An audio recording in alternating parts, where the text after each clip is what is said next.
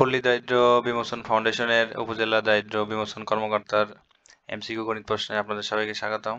এখানে এমসিকিউর 1 নম্বর প্রশ্ন বলছে লগের একটা সমাধান যে লগ এক্স 1/x ইকুয়াল যদি -2 হয় তাহলে এখানে হচ্ছে এক্স এর মান কত।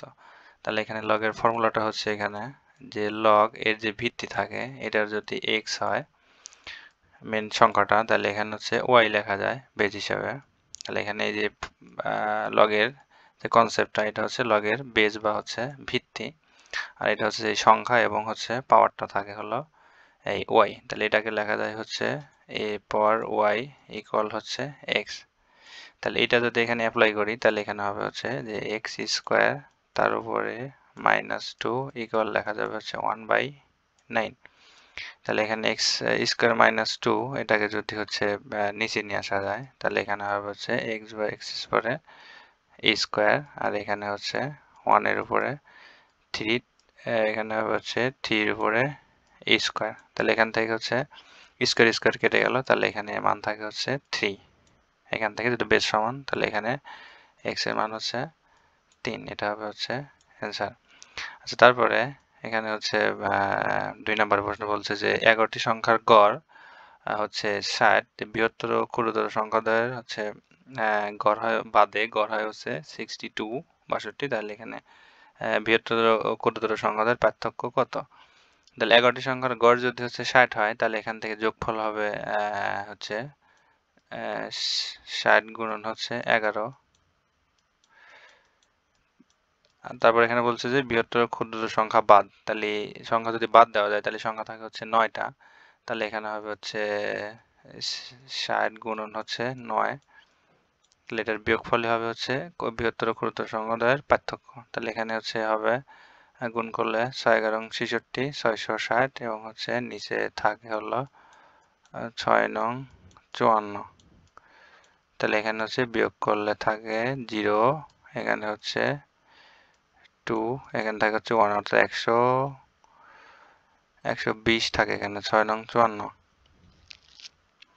সরি, এখানে হচ্ছে 62, তাহলে এখানে থাকে হচ্ছে 9 দুগুণ 18 হচ্ছে 8, হাতে আমার হচ্ছে 1, 6 নং 54 রেখে থাকে হচ্ছে 55 558, তাহলে এখানে থাকে হচ্ছে 102, অর্থাৎ এখানে হলো বিয়োগ করলে 102 থাকে, অ্যান্সার 102।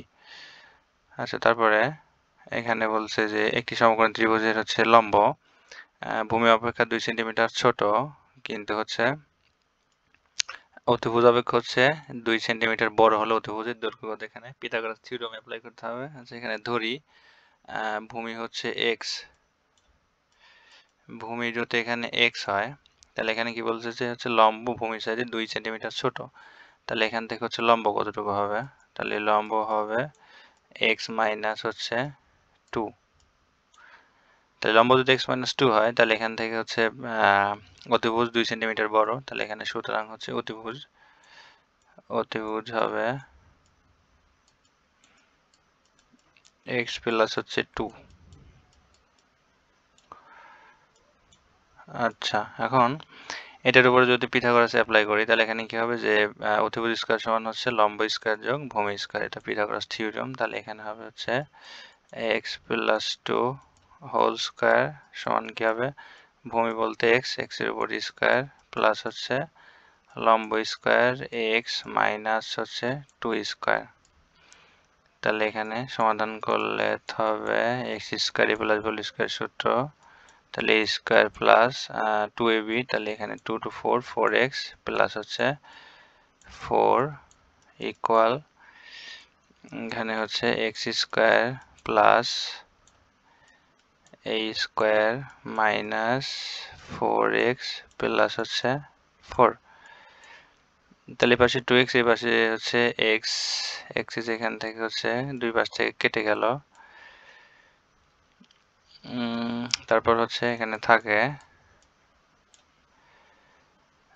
যে এই পাশ থেকে এটা একটা হচ্ছে কেটে গেল, আর এখান থেকে হচ্ছে 4 square plus 2b plus b square, এখানে হচ্ছে তাহলে 4x প্লাস 4x, এটা হচ্ছে থাকে এই পাশে 4 4 কেটে গেল, তাহলে এখানে থাকে হচ্ছে x স্কয়ার, তাহলে এখানে 4 4 হচ্ছে 8, x কেটে গেল, তাহলে এখানে x এর মান হবে হচ্ছে 8। তাহলে x এর মান যদি এখানে 8 হয়, তাহলে 8 হচ্ছে বের হয়েছে ভূমির মান, চাইছে হচ্ছে অতিভুজের, তাহলে এখানে অতিভুজের মান হবে হচ্ছে 10 সেন্টিমিটার, 2 সেন্টিমিটার বেশি, এটা হবে 10। আচ্ছা, তারপরে চারে বলছে যে দুই চলক বিশিষ্ট সরল সমীকরণে জোটে কয়টি সমীকরণ থাকে। এখানে পাওয়ারটা যত হয়, যেমন x এর উপর 2, x এর উপর হচ্ছে 3, এখানে সমীকরণ বহুপদী সমীকরণ যতগুলো মান হবে ততগুলো সমীকরণ হবে। এখানে দুইটা থাকলে সমীকরণ মান হবে দুইটা, তিনটা হলে হবে তিনটা। আচ্ছা, তারপরে এখানে 5 নম্বর বলছে যে হাফ এর শতাংশ, এখানে হবে কত শতাংশ, হচ্ছে 3/4 হবে। তাহলে এখানে ধরলাম যে এখানে হচ্ছে হাফ, এখানে হচ্ছে x% ইকুয়াল হচ্ছে 3/4। তাহলে এখানে জাস্ট x এর মানটা বের করলে হয়ে যাবে। তাহলে এখানে x বলতে x বাই হচ্ছে 2 গুণন 100 হবে, আর এখানে হচ্ছে 3/4, তাহলে এখানে হচ্ছে 200, 3 দুগুণ 600, তাহলে এখানে হচ্ছে x ইকুয়াল হবে 600/4, মানে হচ্ছে 150, 150 হবে এটার অ্যান্সার, এটা হচ্ছে গ। আচ্ছা, তারপরে এখানে 6 নম্বরটা বলছে যে বার্ষিক 4.5% হারে কত টাকা বিনিয়োগ করলে 4 বছরে হচ্ছে 862 টাকা, 826 টাকা হবে। তাহলে এখানে 826 টাকা হবে বলতে এখানে মুনাফা আসলে হচ্ছে 826 টাকা। তাহলে এখানে হচ্ছে 4 বছরে মুনাফা আসলে হবে, এখানে হচ্ছে প্রফিট প্লাস ইন্টারেস্ট হবে হচ্ছে সুদ আসল মিলে হবে 100 প্লাস, আর 4 বছরে হচ্ছে 4 গুণন হচ্ছে 4.5, তাহলে এখানে থাকবে হচ্ছে 100 প্লাস হচ্ছে 4 4 16, 4 5 20 18, এখানে হবে হলো 118 টাকা। তাহলে এখান থেকে ঐকিক নিয়মে করতে হবে যে এখানে হচ্ছে সুদ আসল 118 হলে পরে আসল হচ্ছে 1 টাকা, তাহলে এখানে হচ্ছে সুতরাং 118 টাকা যদি পি প্লাস আই হয়, সুদ আসল হয়, তাহলে এখানে হচ্ছে শুধু আসল ইকুয়াল 100 টাকা।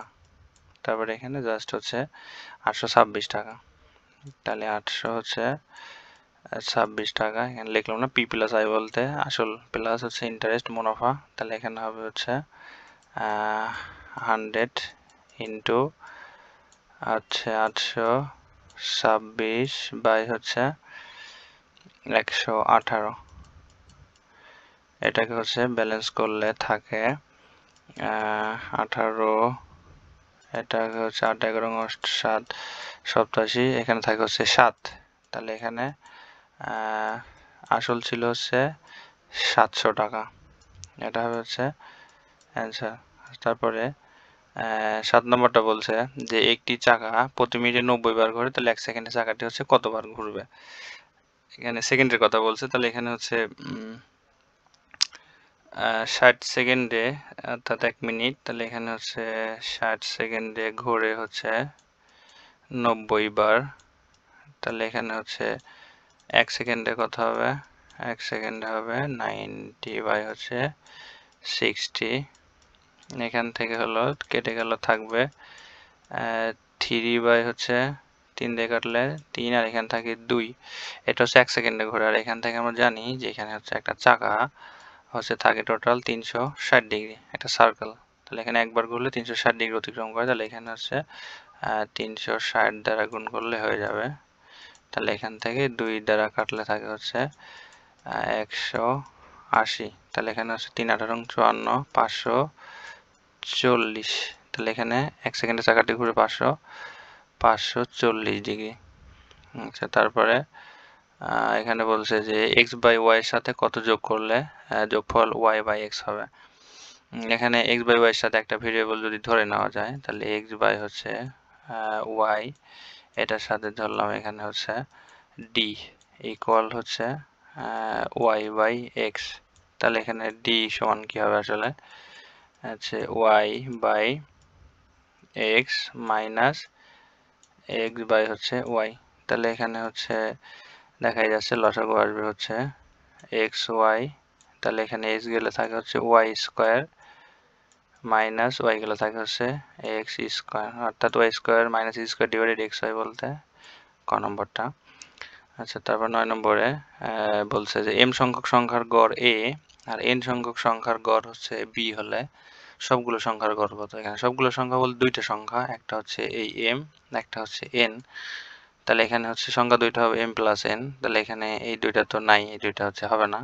তাহলে এম প্লাস এন এবং এটা ঠিক আছে ক এবং গ। তারপর হচ্ছে এখানে সংখ্যার গড় যদি এ হয় তাহলে টোটালটা হবে হচ্ছে এ আর এম, এখানে প্লাস হচ্ছে তার যোগফল হবে হচ্ছে বি আর এন, তাহলে এখানে হবে এটা গ। যদি এখানে গড় যদি এ এম সংখ্যক গড় যদি এ হয় তাহলে তার যোগ সমষ্টি হবে হচ্ছে এ এম, সেম ভাবে বি এন, তাহলে এখানে হবে হচ্ছে গ। আচ্ছা, তারপরে এখানে হচ্ছে যে 10 সেন্টিমিটার আর একটি বৃত্তের ব্যাসার্ধ হচ্ছে 7 সেমি হলে পরিধি কত। তাহলে এখানে আমরা জানি যে হচ্ছে পরিধি হচ্ছে 2 পাই আর, কিন্তু এখন প্রশ্ন হচ্ছে যেহেতু ক্যালকুলেটর এলাও নাই তাহলে এখানে আমরা জানি যে পায়ের মান হচ্ছে 22/7, এটাকে আমরা বলি হচ্ছে 3 পয়েন্ট সামথিং। এটা ক্যালকুলেটর এলাও নাই, এটা হচ্ছে 1416, এটা 22/7।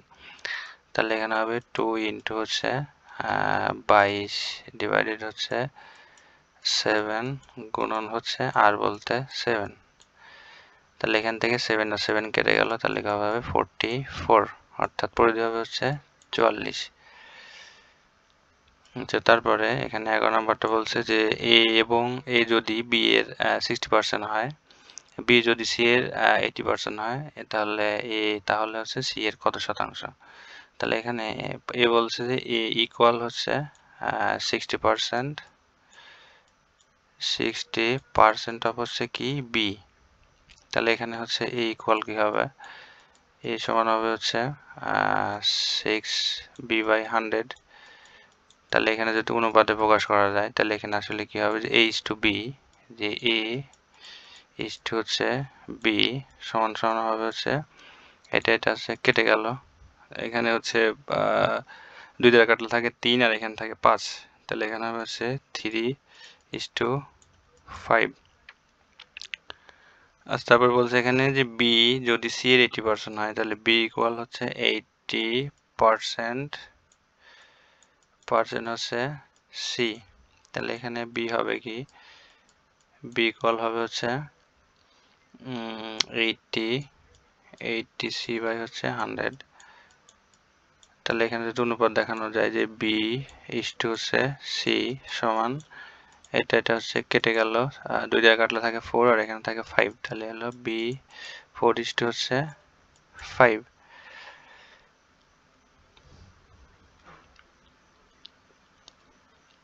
থ্রি ইস টু 5 এবং হচ্ছে 4 হচ্ছে 5। আচ্ছা, এবার যদি এখানে তিনটার মধ্যে যদি এ বি সি দেখায় যে অনুপাত হচ্ছে এ is to B is to হচ্ছে সি, তাহলে এখানে কি থাকে, যেখানে হচ্ছে এ ইস টু বি, এখানে বির মানটা হচ্ছে 4, এখানে হচ্ছে 5।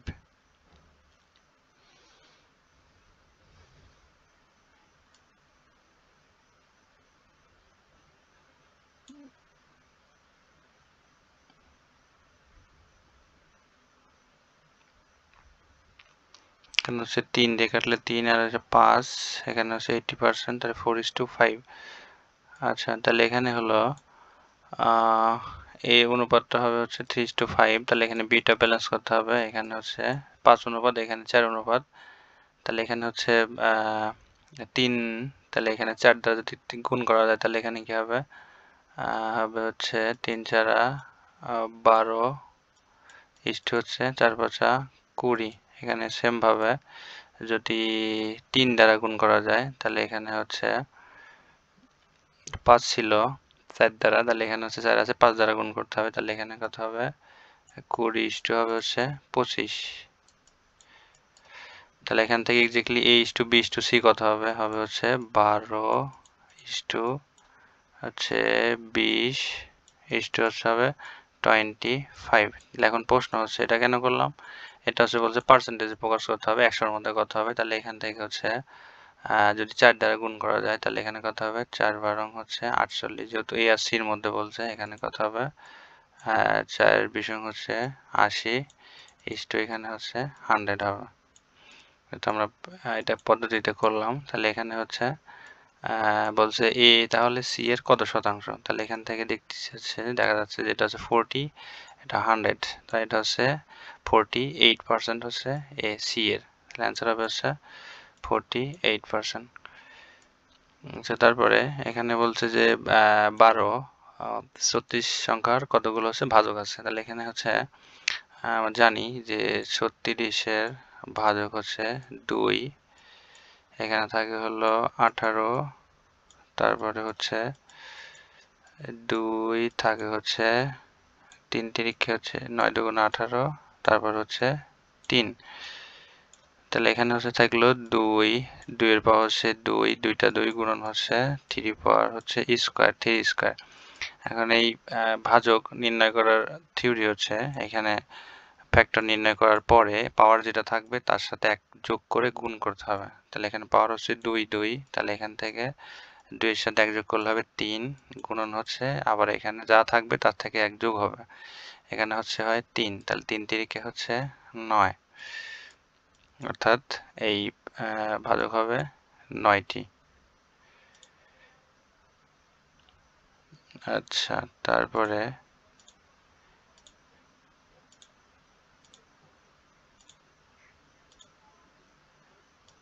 নয়টি গেল।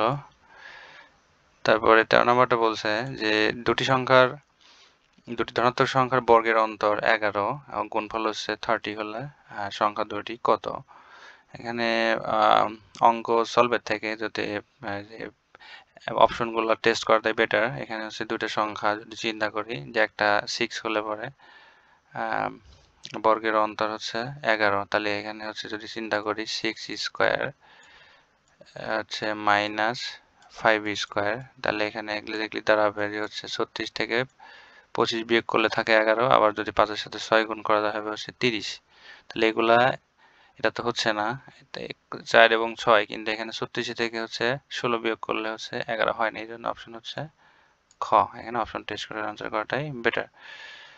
আচ্ছা, তারপরে লাস্ট প্রশ্ন হচ্ছে 14 নম্বর এমসিকিউতে বলছে tan θ প্লাস হচ্ছে sec θ স্কয়ার ইকুয়াল হট। এই tan θ রিলেটেড sec θ এটা হচ্ছে রিটেন, এই পরীক্ষার হচ্ছে রিটেন একটা আসছিল এই টাইপের, প্রমাণ করতে হবে। এটা আবার এখানে এমসিকিউ দিয়ে দিয়েছে। তাহলে এখানে হচ্ছে tan θ প্লাস হচ্ছে sec θ, এখান থেকে হচ্ছে এটা স্কোয়ার। তাহলে এখানে হচ্ছে আমরা জানি যে হচ্ছে tan θ সমান হচ্ছে sin θ বাই cos θ, আর এখানে হচ্ছে sin বাই cos প্লাস হচ্ছে sec সমান হচ্ছে 1 বাই cos θ, তার উপরে হচ্ছে স্কোয়ার। এখন এটা লসাগু করলে নিচে থাকবে হচ্ছে cos স্কোয়ার cos θ, আর উপরে থাকবে হচ্ছে 1 প্লাস sin θ,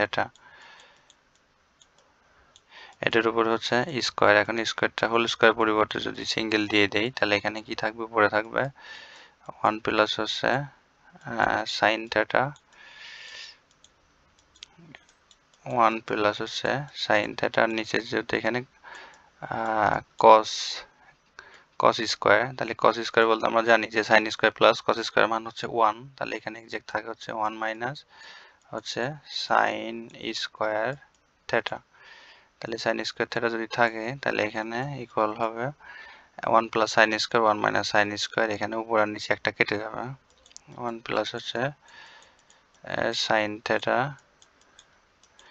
হচ্ছে 1 প্লাস sin θ, এখানে হচ্ছে কেটে যাবে 1 প্লাস sin θ বাই হচ্ছে 1 মাইনাস sin θ, 1 মাইনাস sin θ, তাহলে এক্স্যাক্টলি এখানে দাঁড়াবে হচ্ছে এটা চলে গেল, তাহলে থাকে 1 প্লাস sin θ 1 মাইনাস sin θ, এটা হচ্ছে অ্যান্সার। তাহলে 1 plus sin θ 1 minus sine theta, এখানে এটা ভুল হয়েছে সম্ভবত, এটা হবে অ্যান্সার 1 মাইনাস সাইন থিটা, এটা হচ্ছে খ নম্বর হবে অ্যান্সার। পরীক্ষার্থী যারা, তাদের জন্য অনেক শুভকামনা রইল। ধন্যবাদ সবাইকে।